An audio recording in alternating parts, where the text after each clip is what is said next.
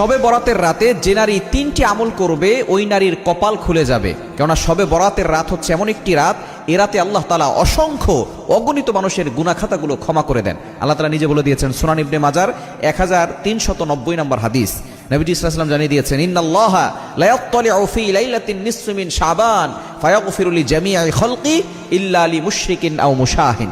এ রাতে আল্লাহ তাআলা সন্ধ্যার পরে মাগরিবের নামাজের পরপরই আল্লাহ পাক রব্বুল আলামিন মানুষের দিকে দৃষ্টিপাত করেন, প্রথম আসমানে চলে আসেন এবং আল্লাহ পাক রব্বুল আলামিন সকলের দিকে দৃষ্টিপাত করে সকলকে সাধারণ ক্ষমার ঘোষণা করে দেন।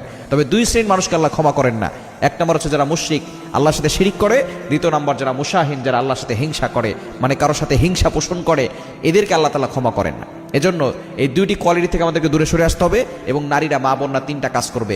এক নম্বর হচ্ছে আপনি আপনার প্রয়োজনীয় নামাজগুলো পড়বেন।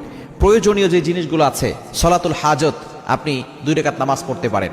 আপনি নফল নামাজ বেশি বেশি পড়বেন, পাশাপাশি 2 রাকাত সলাতুল হাজতের নামাজ পড়বেন, যে আল্লাহ আমার এটা প্রয়োজন, আল্লাহ আমার এইটা প্রয়োজন। কেননা আল্লাহ তাআলার কাছে চাইলে আল্লাহ তাআলা সব কিছু দেন।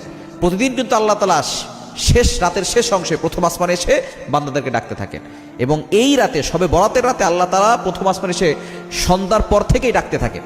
আর আমরা অনেক সময় হালুয়া রুটি বানাতে বানাতে ব্যস্ত হয়ে পড়ি। মা বোনরাও এরা আমল করবেন, নফল নামাজ পড়বেন, 2 রাকাত সলাতুল হাজতের নামাজও পড়বেন, প্রয়োজনের নামাজ, এটা পড়ে আল্লাহর কাছে দোয়া করবেন, আল্লাহ তাআলা আপনার সকল প্রয়োজন পূরণ করে দিবেন। দ্বিতীয় নাম্বার হচ্ছে তাওবা, ইস্তেগফার করবেন।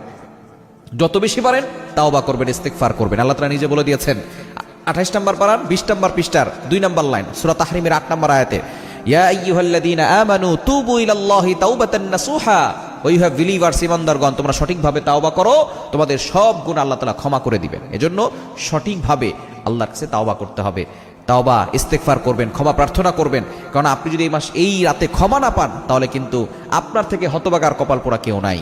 এবং 3 নম্বর হচ্ছে আপনি দোয়া করবেন। আপনার যত চাহিদা আছে